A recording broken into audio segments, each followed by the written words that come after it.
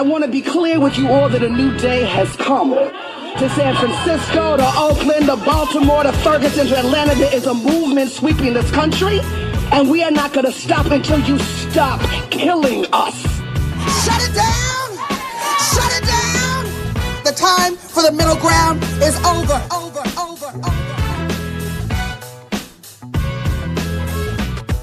Today on the show, Palestine Post, where we now are examining Israel's genocidal assault across the region, the people's resistance to it, and the ripple effect across the globe. It has been 933 days since October 7th. In that time, at least 73,459 Palestinians have been reported murdered in Gaza, according to the Gaza Health Ministry, including 270 journalists and media workers, 120 academics, and over 560 humanitarian aid workers, a number that includes 391 employees of UNRWA.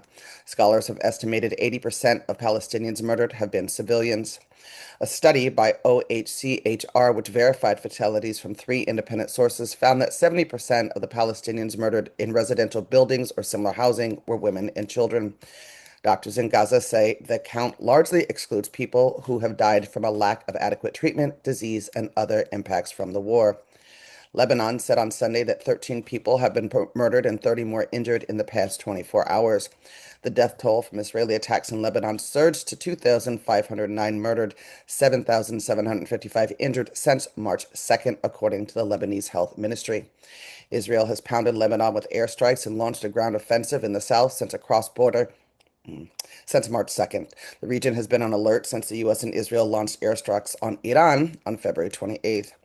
A 10-day truce was first announced on April 16th, but breached by Israel. No surprise there. And then Iran, where the U.S. and Israel teamed up to launch an illegal war that is causing economic and material devastation across the region, rippling across the globe. Thousands of civilians have been killed across the Middle East since the United States and Israel launched that attack. An exact number has been difficult to ascertain due to restricted access to affected areas, but figures compiled from government statements, health ministries, and human rights reports indicated at least 2,100 civilians have died as a result of the war, the vast majority by U.S.-Israeli airstrikes. In Iran, the human rights activist news agency has documented 1,701 civilian deaths as part of a broader total of more than 3,400 people murdered since the start of the conflict. Joining us to discuss is Rayan El-Amine, community organizer and member leader with our friends at the Arab Resource and Organizing Center, or AROC. He teaches in the Labor and Community Studies Department at the City College of San Francisco. Good morning, Rayan. Good morning. Thank you. Thanks for joining. Excuse my long introduction. I don't usually go on that long. And it used to be that I just gave the death toll in Palestine. But this morning, as I was preparing for our conversation, which will touch on all 3 countries, I felt strongly that I needed to start to try and capture for the listeners the breadth of devastation, which is ongoing and ever increasing with 2 madmen leading the charge. I always start with humanity, or I try to always start with humanity on my show. So I just want to give you a second to inhale, digest, and respond to the numbers that I just shared with us all.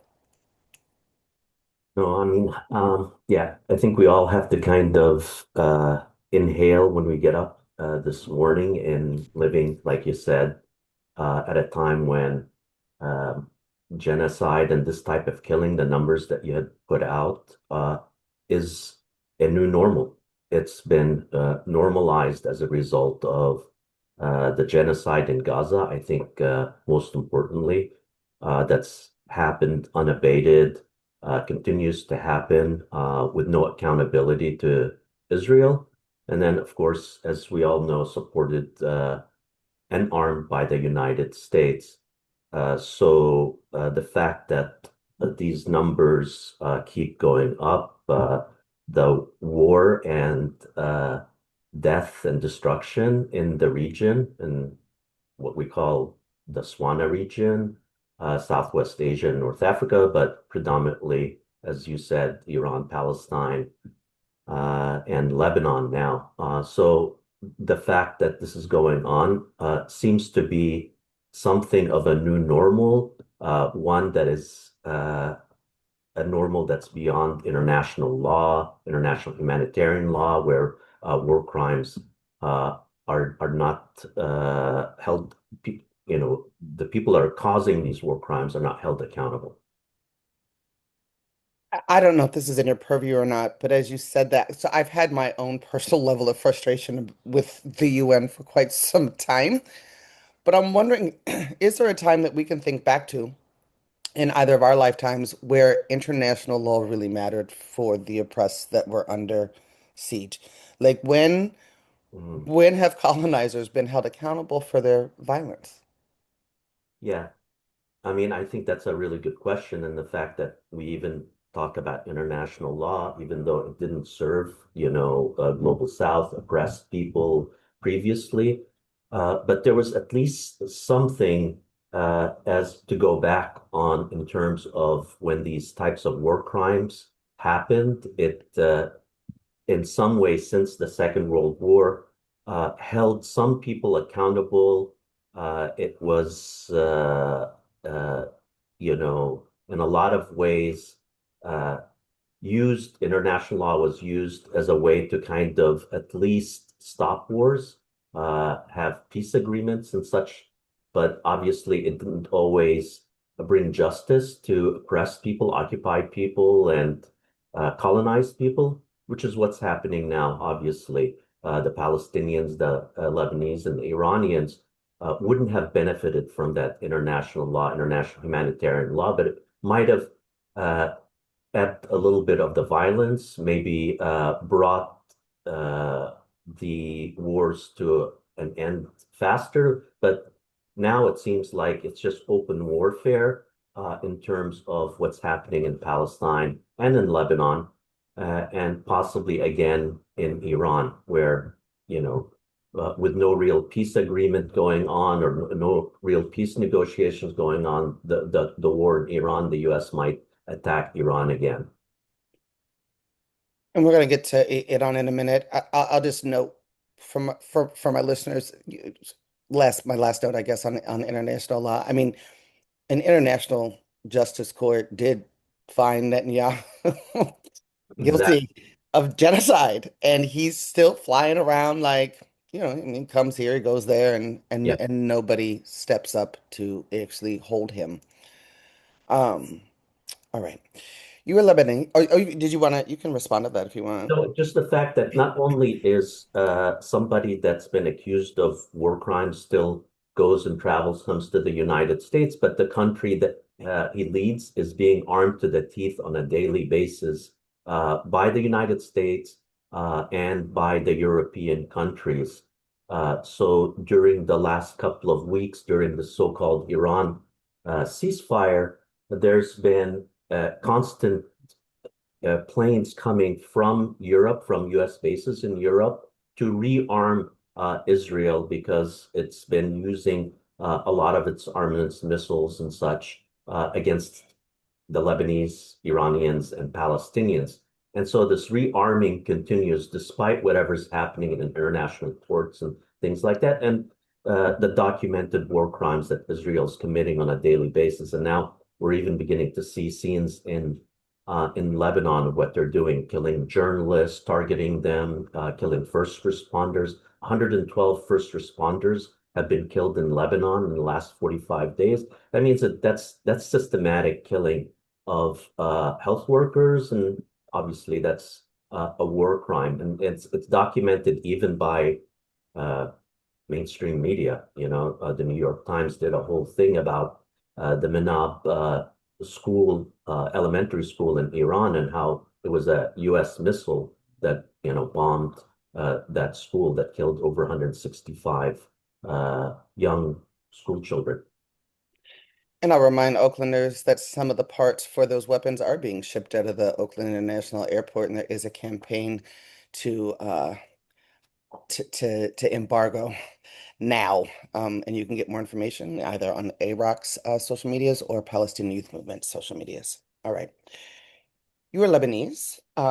Please talk about where you're from and what the current impact is on your village, the surrounding villages, your family.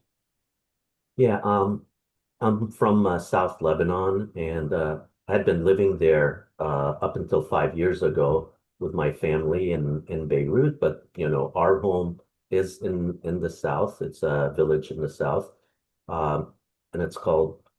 I mean, it's the south of Litani, which is the Litani River, is the south of the country.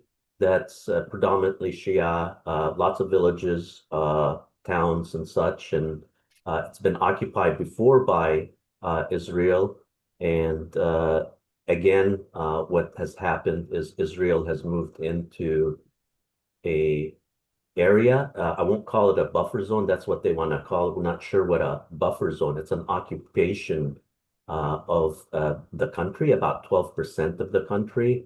And my village isn't under occupation, but it's part of the south of the Litani. But everybody obviously has been targeted in that southern part of the country. And that means that there was displacement orders. The Israelis would send messages for everybody to evacuate. That's a million people in a country that's 5 million. So that's 20% of the country. Uh, and a country, a very small country, it's the size of Connecticut that's been displaced. So what has happened, obviously, and you kind of gave great background in terms of Lebanon is the usual Israeli war crimes that it engages in when it is trying to push back, when it's trying to push on its borders, which it has been. It's increased this in Syria. It's pushed back and it's created so-called buffer zone there. It's happening in Lebanon, obviously around Gaza. There's a so-called yellow line. And so it expands its borders. It's part of kind of the settler colonial project to expand borders, but to also uh, kill civilians, terrorize people that are resisting occupation. And that's what's happened in Lebanon. There's obviously a resistance in Lebanon. Lots of the people in the South support that resistance because it has liberated land before, it's defended the people in the South. The government of Lebanon is very weak, doesn't even have a real army or air force, and it wouldn't really fight back against an army like Israel. So the Lebanese in the south have had to depend on a resistance from the towns and villages there in the south. So what's happened is, like you said, a million people have been displaced. About 2,500 have been killed so far since Israel has invaded Lebanon. And the usual playbook of Israel, similar to Gaza, is happening now in Lebanon. What does that mean? It means that not only they terrorize and displace people, but they also target schools, hospitals, and they go into the villages and totally raze them to the ground. These are villages where my great grandfather and other people's great great great grandfather had lived and had built, and there's a whole history there. And within a few hours of the Israeli army coming in, they raze it to the ground using massive weapons, and they've even hired Israeli contractors to come in. And for every house, the military contractors come in, and for every house they blow up, they get money. And that's the system that they're using right now in Israel. So people can look it up and see how the Israeli government is hiring these contractors. And sometimes, obviously, settlers come in, and there's lots of fanatical settlers that are coming in and just checking things out in South Lebanon, similar to what they've done in Palestine for decades now. Darkly, we call what they're doing in Lebanon, also what they're doing in the West Bank, right? The Gazification uh, Yes. of these areas. I'm wondering if you can I want to tug on the displacement thread just a little bit longer. And if you could talk about, you talked about this, we're talking about 20% of the population being told to move. What what does that look like? Where do they go? And then what is the impact on the surrounding areas that they're flooding into as they run for their lives? Yeah. No, I mean, and that's exactly right, Kat. I mean, running for their lives. Like yesterday, just yesterday, Israel had dropped leaflets in an area north of the Litani to a dozen towns and villages where thousands, tens of thousands of people live, and they have to evacuate immediately. So this isn't even an area that's on the front line. Israel decides that there's a threat. And again, uh, the definition of a ceasefire, there's no real ceasefire in Lebanon. I mean, 14 people got killed just yesterday, and dozens of villages got bombed. So people evacuate, they just grab their stuff and they move up north. And sometimes, if there's space, some of these families and poorer families, and there's a lot of poor families in that area and farmers and such, they are staying in public schools that the government has opened up. So public schools have been canceled, and those schools are being used to house displaced people. Other people, like in my apartment in Beirut, I have a family that's from my village living with my brother in that apartment. So they moved in into other people's homes and relatives and friends.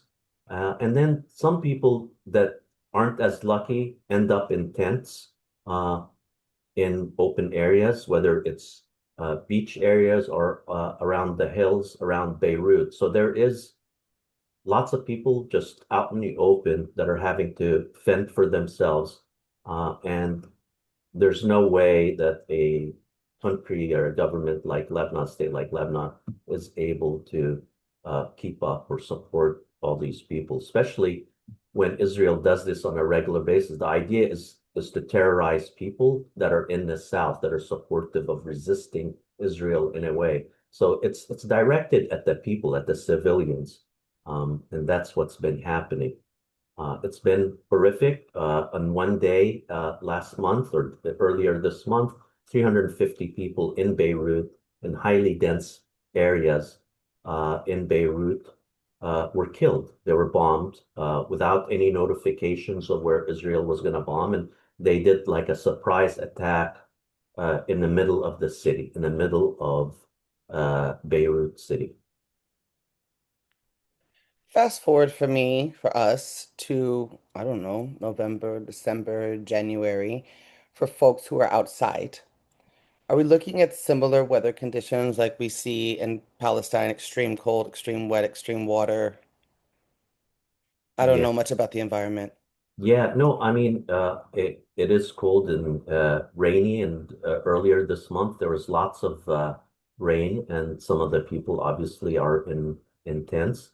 You also got to remember in Lebanon, there's displaced Palestinians. There's hundreds of thousands of refugee Palestinians that were, uh, made refugees by the state of Israel in 1948. So they live in Lebanon in squalid conditions in some of the refugee camps. Then you also had some of the Syrian refugees as a result of the Syrian civil war. So Lebanon does not have the resources, obviously, to deal with even its own internal displacement. It's cold, it's rainy. I mean, in mountains, there's snow in Lebanon. It freezes. And so the conditions are terrible. And earlier on in the war, Israel did the same thing as it does in Gaza, where they bombed tents on the beaches of displaced people, and would kill whole families like they did in Mawasi and other places.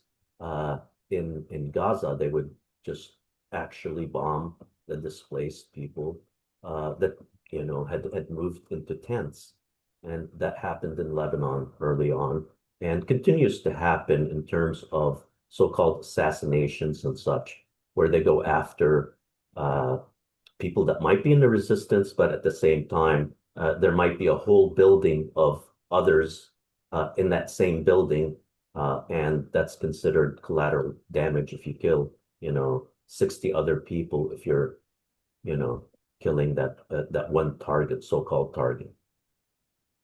I want to go back for a moment before we go forward to what you talked about, where people's great grandfathers, great great grandfathers had been all of this time.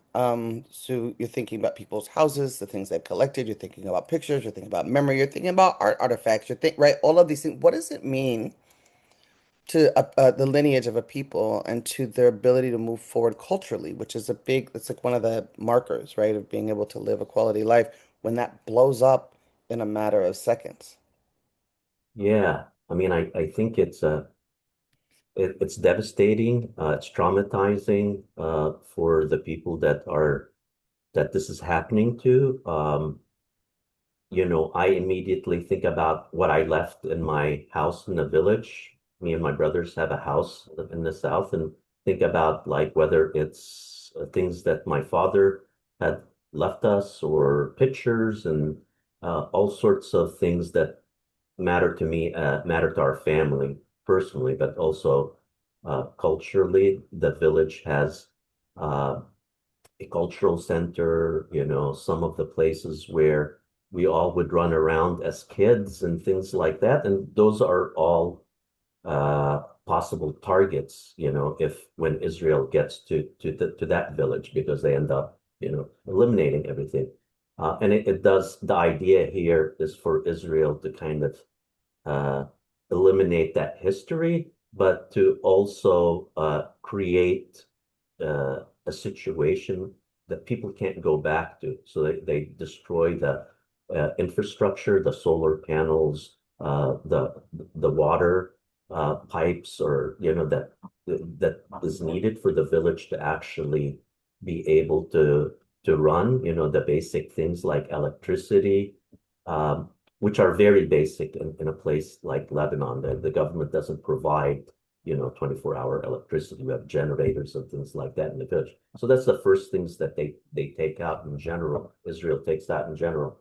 Um, but yeah, I mean that loss of history, culture, it's traumatizing. I mean, Palestinians have been going through this for decades, and we've gone through it.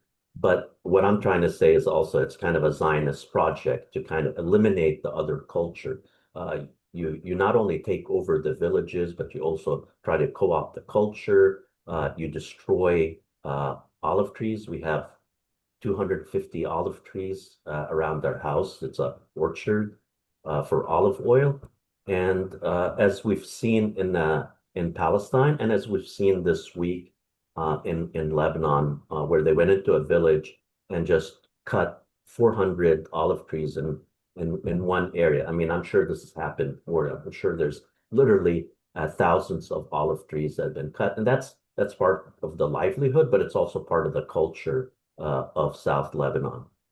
My kids and I would, participate in the olive harvest every year when we lived there. We lived there for 12 years, and it was part of what I wanted to, uh, you know, have my kids also learn about that kind of cultural, uh, that idea of just like having olive oil from our village every year, and it was a routine that happens all across the south of Lebanon.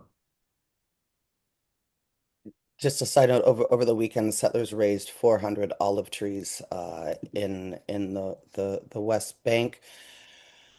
All right, there is a so-called we laughed, at least I laughed inside, right? Ceasefire. Whenever I use Yeah. that term at this point, it's just like I'm like, oh yeah, okay, well we haven't achieved that yet. There are conversations happening between Lebanon and Israel that the United States is facilitating, that are supposedly negotiating, navigating a ceasefire. Howsoever, Hezbollah has not been included in those conversations. Um, and and Hezbollah recently, and I think righteously, pointed out whether folks agree or not with Hezbollah's tactics is sort of irrelevant. Hezbollah, to this point, Hezbollah is being accused of breaking the ceasefire, to which Hezbollah recently replied and rightly said they can't be held to agreements made in talks that they are not invited to. You and I know, and my listeners at this point know, that the Lebanese government cannot control Hezbollah. So, what is President Joseph Aoun trying to accomplish here? In what ways is cozying up to the United States and Israel serve whatever agenda he may be trying to push? Yeah, I mean, it's without going through the whole history, obviously there's We history of got time. war and sectarian divisions within in Lebanon. And so some parties, including some groups that support the president, uh, don't think very much of Hezbollah and have been, wanting to get rid of Hezbollah in Lebanon. Because it doesn't serve their community, it serves another community, Shia community or whatever. And the government, the prime minister, Nawaf Salam, and the president, Joseph Aoun of Lebanon, have been working with the Americans, with the West, hoping that they would give them support and would defend them against, or would try to like impose a real ceasefire in Lebanon. And they've given them, US has given them nothing in return. So as a result, the resistance of Hezbollah continues to fight. So just to kind of give you a little more background in terms of the ceasefire that happened before this most recent war in Lebanon, which has been going on now since the war in Iran. So there was a ceasefire in Lebanon for a year and a half. Hezbollah did not fire a shot during that time. This was a ceasefire between Israel and Lebanon. And this was to end the kind of support war that Hezbollah did for Gaza. And so during that so-called ceasefire, Israel killed over 500 Lebanese and broke the ceasefire according to the UN 15,000 times. So the ceasefire in the context, whether it's the UN or the US, or like you said, when others say it, it's a ceasefire from one side. That means, the occupied, the Lebanese, Palestinians stop firing, but the Israelis within that agreement are allowed to continue yeah. And so in that case, Hezbollah has experienced the previous ceasefire. And this time they're not going to fall for it. They're like, we actually abided by a ceasefire agreement for 15 months, and all that's happened is assassinations of our people, the razing of our villages happened during the ceasefire. A lot of the villages. What Israel was unable to do in South Lebanon during the previous war, they did under the ceasefire, meaning they occupied more land during the ceasefire and blew up and razed villages to the ground, and killed and kept on killing people. Flyovers, drones, bombardment of towns was considered okay. So it's meaningless in terms of what that is to Lebanese, what the ceasefire and the Lebanese government right now is playing a very dangerous game in terms of trying to negotiate with Israel that will not give it anything. It won't even try to justify dealing with Lebanon as a state power that is on equal basis. What they do is they just go for photo ops in the White House. The Lebanese ambassador and the Israeli ambassador meet. Nothing has really happened. It hasn't created any sort of peace or even stability, temporary stability in Lebanon as a result of negotiations by the president and the prime minister. So there's a real problem there that could lead later on into internal strife within the Lebanese if parts of the Lebanese continue to support or not at least not say anything about what Israel is doing in the south of the country. Well, and I just want to connect dots for myself, for listeners, and it's dots that I fail to understand. I mean, I'm not a politician. I'm not a world leader, so I don't understand how the president doesn't connect these dots. But you mentioned, and I hadn't heard this part before, that there are settlers, Israeli settlers, that are clocking land in Lebanon.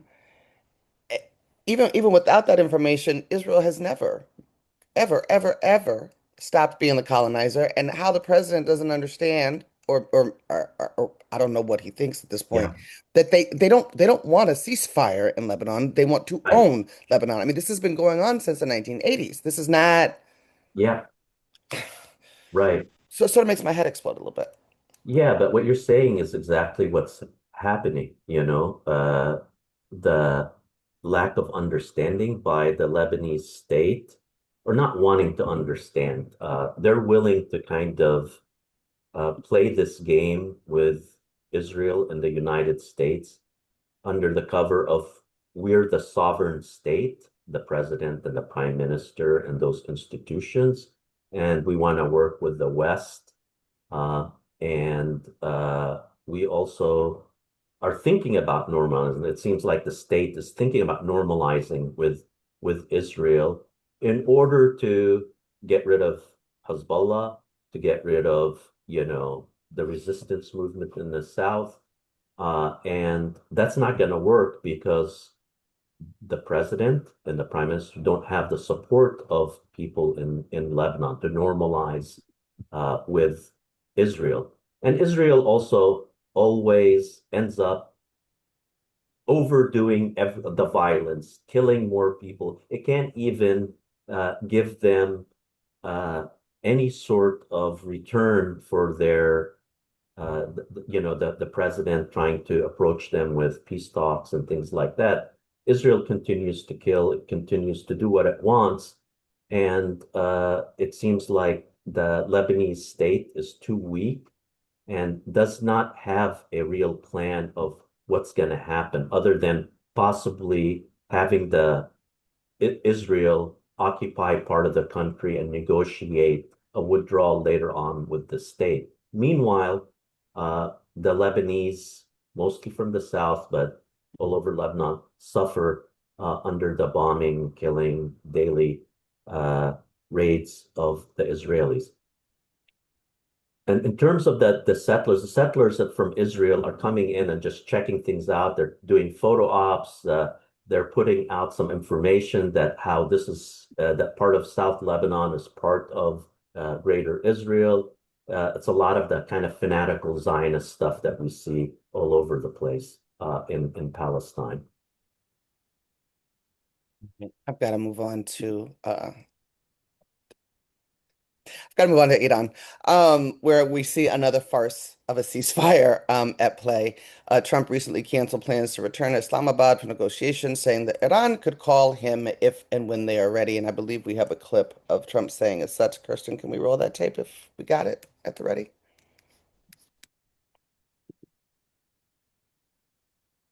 Maybe no clip.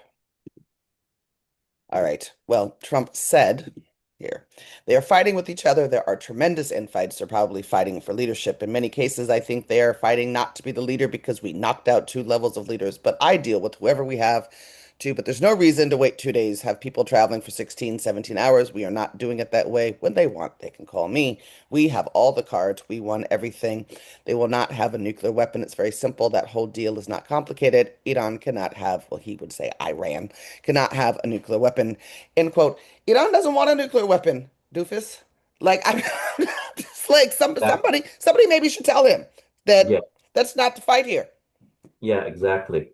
And in terms of the whole idea of uh, a deal with Iran right now uh, is not working to Trump's way, obviously, because Iran still holds some cards in terms of the Strait of Hormuz, keeping it closed, which is affecting obviously oil prices. I think it's over $100 a barrel today, and 102. the regime itself is still intact. The government in Iran is still intact, and today the foreign minister is meeting with Putin in Russia and trying to kind of expand their network and diplomacy and such. Meanwhile, on the other side, you have like, you know, Steve Witkoff and Jared Kushner representing the United States in these negotiations. So it doesn't seem Sorry. no, you should laugh. Absolutely. One is a real estate mogul, and the other guy is the son-in-law of the president, and they're actually put out there as real diplomats, and they have no background in these things. And so as a result, right now, I think Iran will be presenting something that's doable and that might be okay for everybody except for Trump because he wants, kind of a more uh, he wants to come across as the winner, and as he always says, and that we've won everything, and this might not look too good because if Iran continues to have the ability to enrich uranium under kind of international law, you're allowed to 3.5 or whatever it is. I'm not an expert in that area, but I think that's what will happen in the end is that they'll continue to be able to enrich uranium for peaceful reasons. And that's what they've done before. They weren't trying to build a bomb. And according to everybody, including, the atomic, the institution that manages all that stuff. Meanwhile, while Trump says he has all the cards, gas is about $6 a gallon here in Yeah. Oakland, California, where I'm at. There's a surge of people buying electrical vehicles.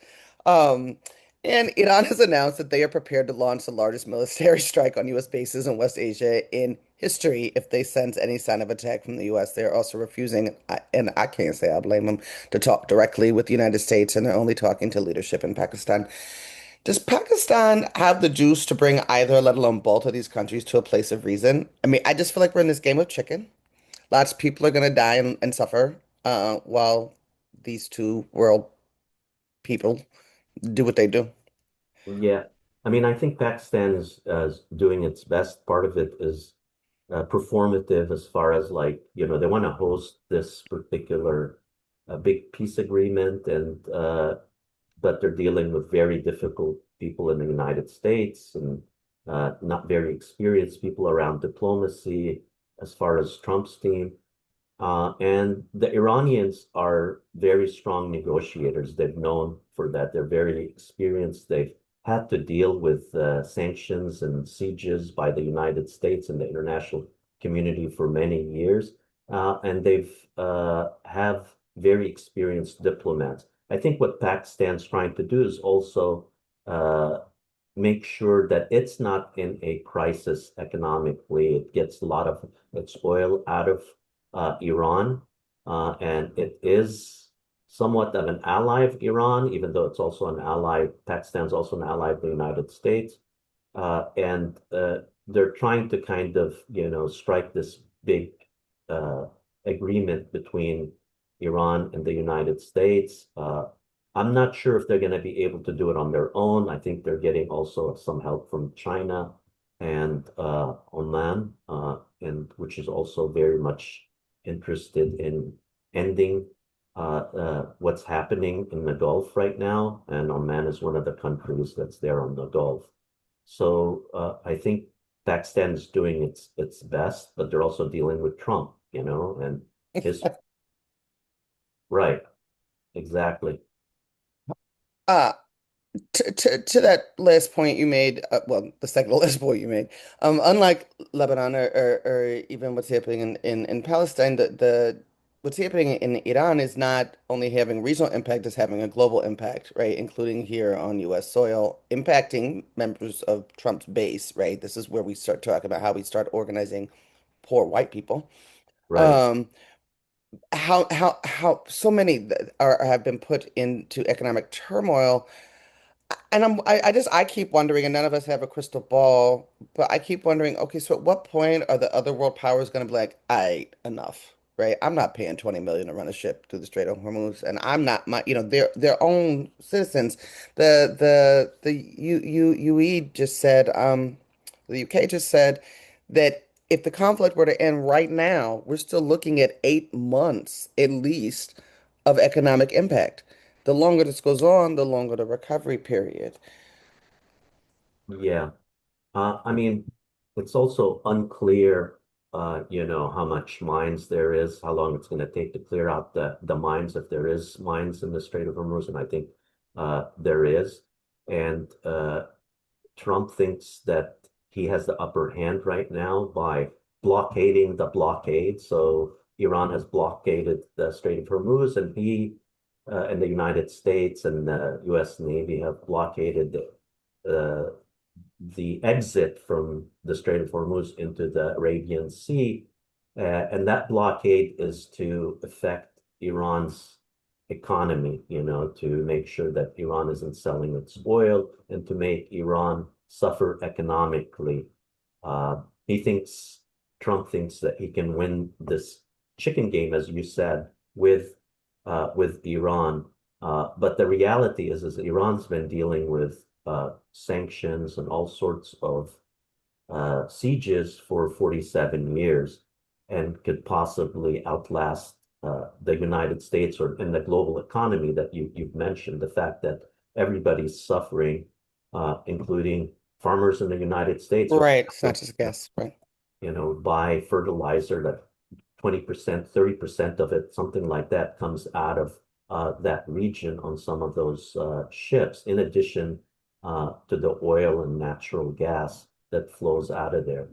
And so the global economic system is obviously tied to this region, and the more time passes where things aren't going through products, all these things aren't coming through the Persian Gulf, the longer it's going to take to recover, absolutely. And I don't think the Trump administration knows what the effect is, the long-term effect, and even the medium-term effect of what they're doing is going to, be on the economy. But I think it's going to be tremendous, and they're going to find that out in the next few months, which isn't going to help them for the midterms or anything else afterwards. But this is how Trump plays this. He thinks he's playing some sort of game, and that he can personally end up, making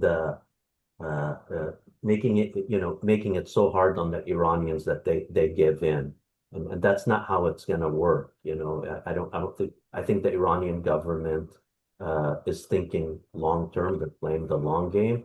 And the Iranians know that they have an effect on the global economy, and that's their strongest card, and that's the card they're playing right now. It's a pretty massive card, and I come from the desert of Las Vegas, and what I know about chicken is everybody gets hurt. So, Ryan, the conversation with you was so rich and deep. We didn't even get to Palestine, but we will have you back. Thank you so much for taking time out of your day to be with us this morning. Thank you for having me. Appreciate it. It's been a pleasure. Yeah.